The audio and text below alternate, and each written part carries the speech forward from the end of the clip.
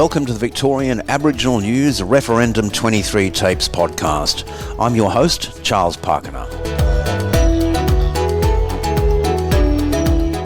Victorian Aboriginal News acknowledges and pays respect to traditional owners and custodians across Australia.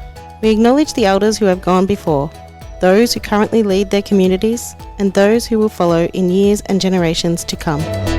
Joining me today on the Referendum 23 Tapes podcast is the CEO of the Taungurung Land and Waters Council, Matthew Burns. Matthew, thanks for joining me on the podcast today. Thanks, Charles. Matthew, it was earlier this year, somewhere around about March, that Taungurung actually came out formally endorsing a yes vote and supporting the Uluru Statement from the Heart, but more particularly supporting a yes for the voice to Parliament. What was involved in achieving that? Because obviously you're not going to get 100% support from within your Taungurung community. Yeah, look, you're never going to get 100% community support by anything that you do. But how we go about it is Taungurung have these quarterly meetings, get-togethers to discuss things that are outside of the things that the corporation already do and already have authority from community to do, because there are a lot of outside pressures, outside questions, outside things that are occurring in the world that we, as traditional owners to country, need to be across, and community need to be able to direct us. So we've had conversations around January 26th. We've had conversations around the voice. We've had conversations around treaty and all the things that are coming. So that's the space to have those conversations. So we had another quarterly meeting in March earlier this year where we had a really exciting handback of an area of country with significant rock art and a great place of connection for Taungurung community.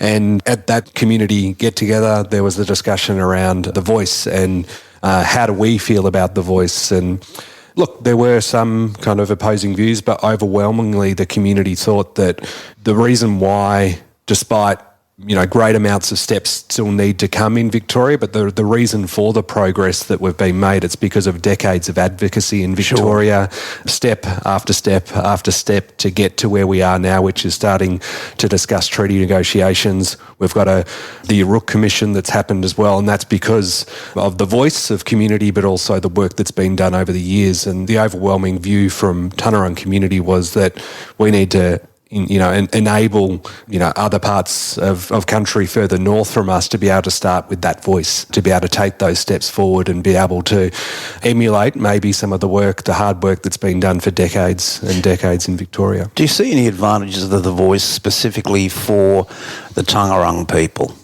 Or is it a bit more altruistic? We're sort of doing a national initiative here rather than a very self-centred initiative. Yeah, look, for mine, but also for community, it was more around being a bit more altruistic, as you say, a bit more, wanting to enable other mob to have that voice that don't have that voice at this point in time. Obviously in Victoria there is the First Peoples Assembly. Taungurung have played a role through Marcus Stewart and then myself now as representative, and we've had a role as Taungurung community in Victoria that have really shaped through community leaders some of the direction in Victoria. And yeah, it was really altruistic community. We're going, look, we've got these processes. It's been the hard work that's been done over decades, and we need to enable or endorse a structure that will enable voice from across the country.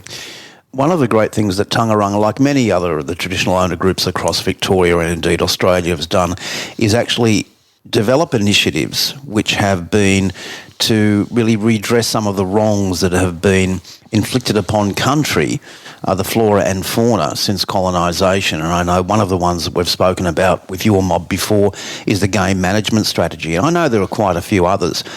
Do you believe that the voice, rather than taking things from a deficit model perspective, which so many commentators talk about, but it can actually be implemented as a positive thing? In other words, getting some of these strategies up to the federal government? Yeah, I think the short answer is yes. I mean, Taungurung and Taungurung leaders who work within the corporation as well have been actively involved in the development of the game management strategy, the cultural land management strategy, the cultural fire strategy, and those things, recognise knowledge, recognise practice, and recognise that there's a pathway to be able to implement that knowledge and practice back on country again For Tanarung, we believe, and other traditional owners, of course, believe that it's our obligation and responsibility to care for country. And we are working really positively and trying to work positively with the broader community in order to help them understand our roles, our obligation to them as community as well that live on Tanarung country, and how we need to be responsible for country, and therefore we need to, with those responsibilities, we need certain kind of authorities to be able to manage country the way that we want to do. And instead of, I guess going from it's our rights, you're horrible, these things have happened to us, and give us our land rights back, we're actually thinking more about our obligations to country, our responsibilities to country, and how can we practically work with the broader community as well as the Tanarung community to, rightfully place us back on country and responsible for the decisions that happen on country. And the cultural land management strategy, the game management strategy and other things enable us to do that. But also the broader community on Tanarung country enable us to do that by learning about our obligations, our responsibilities, the fact that we aren't scary, the fact that what you as a broader community member want for your forests, your parks and everything else is exactly what we want for country and for our community as well. And if we can kind of see eye to eye that we're not a threat, but actually we're an asset, and that asset is going to be enabling of cultural fire, the active management of country again, then it's a real positive. And we've done it in different areas so far. So in the very near future, we hope to have an announcement from the Environment Minister, Minister Stitt, in relation to the Strathbogie Ranges. There's multiple tenure all over that area, and we've been advocating as Tanarung and as a couple of other traditional owner groups as well in the creation of the Public Land Act. There's this new Public Land Act that's going to be put together. It's an amalgamation of all the Crown land kind of legislation into the new Public Land Act, and Jara, Gunai Kurnai and Tanarung have been working really closely together to create a new public land tenure category, and that is cultural reserve. And the Strathbogie Ranges is one of those areas that we hope that's going to be the first cultural reserve under the new Public Land Act that's going to be released in 2025. And the work that we did to actually get buy-in was actually with the community, the Save Our Forests group, the Euroa environmental group and others, to get them to buy into the vision of what we're trying to achieve as traditional owners in caring for country. And their advocacy for us as well was one of those real driving forces for the government to start to listen to the fact that not only is it traditional owners saying that we want to take on that responsibility, the broader community had our back and wanting to enable that. And that's a very long answer, but when you talk about, those positive things going to the voice, the fact that we've got the broader community buy into the vision of what we're trying to achieve, that is really powerful. Do you believe that traditional owner groups such as the Gunai Kurnai and the Jara and yourself with these strategies and so many of the other TO groups, do you really see that you will be advocating for those to go well beyond the state government and actually go to the local and regional groups up to the national voice, should we get that yes vote on the 14th of October, and actually have that shared right across Australia? Because it's all about policies, and the policies aren't always about, as I mentioned before, this deficit model perspective, but land management, game management. So how would you be advocating for those to get up there? Would that be a priority for Tanarung? Oh, look, I think, advocating is an interesting word, supporting it to be going up, because advocating for it to be tabled, but ultimately it's up to all traditional owners to decide how they want to play their role on country, of course, but examples of how things have been done in different parts of Australia is always going to be valuable. And I think the work that's been done in Victoria to enable traditional owner voice for country, historically Western colonised countries, not only in Australia, seem to want to control land and seem to manage land rather than letting country kind of speak for itself, and as traditional owners being able to interpret that voice in order to create and manage healthy country. And that's something that, we're trying to impart to, the reciprocity of traditional owners and people to country, and making sure what you take, you must give back to country to ensure that it continues to provide for you for generations to come. And that's the journey we're on. We're on a long journey. The health of Tanarung country, for example, and all the forests that exist on Tanarung country, we've got a really long decades and decades, generations of time before we can get it back to a healthy state. But that is, our pathway.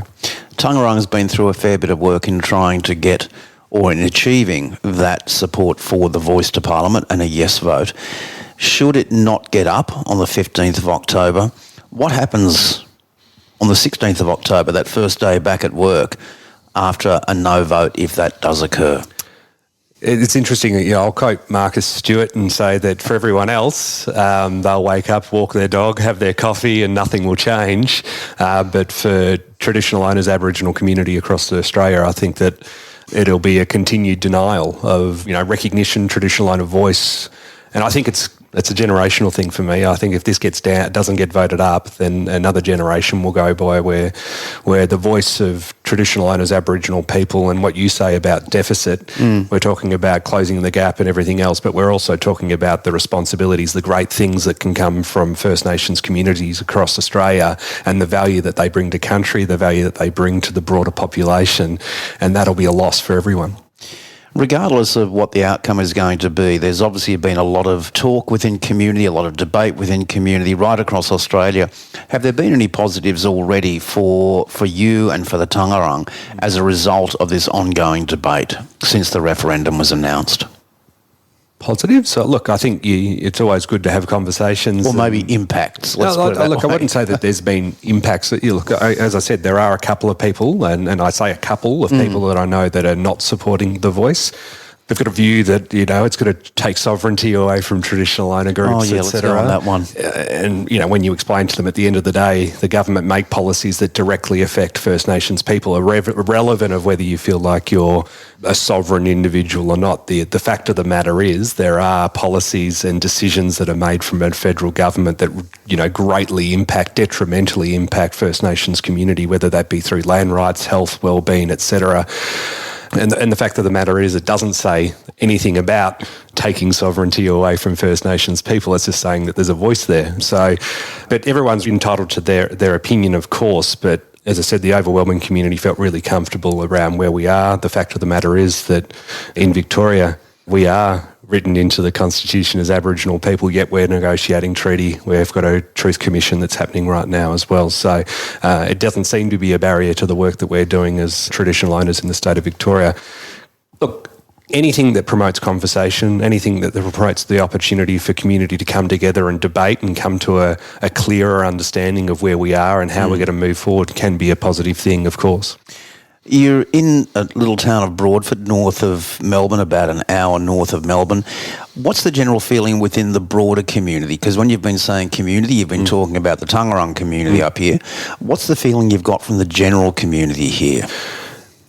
Look, it's always hard to tell because, you're often preaching to the converted for the ones that want to come and support and be a part of the different sessions that have been held. Some Tangarang leaders and Helen Haynes had some sessions in Mansfield and Alexandra last week that was really, overwhelming support. But as I said, I feel like you're always going to be preaching to the converted. Yeah. But what I've been heartened by is the yes signs that when I drive through Tangarang country on Saturday, I was up in Acheron, Buxton. We were up the Niagara on property, and I would have counted probably 20 signs on the way from Alexandra to Buxton saying vote yes. And I think that gives you some heart as well, that there are a good proportion of people living on Tangarang country that are wanting to see positive outcomes for First Nations people, which is great, and not buying into the deficit conversation as well.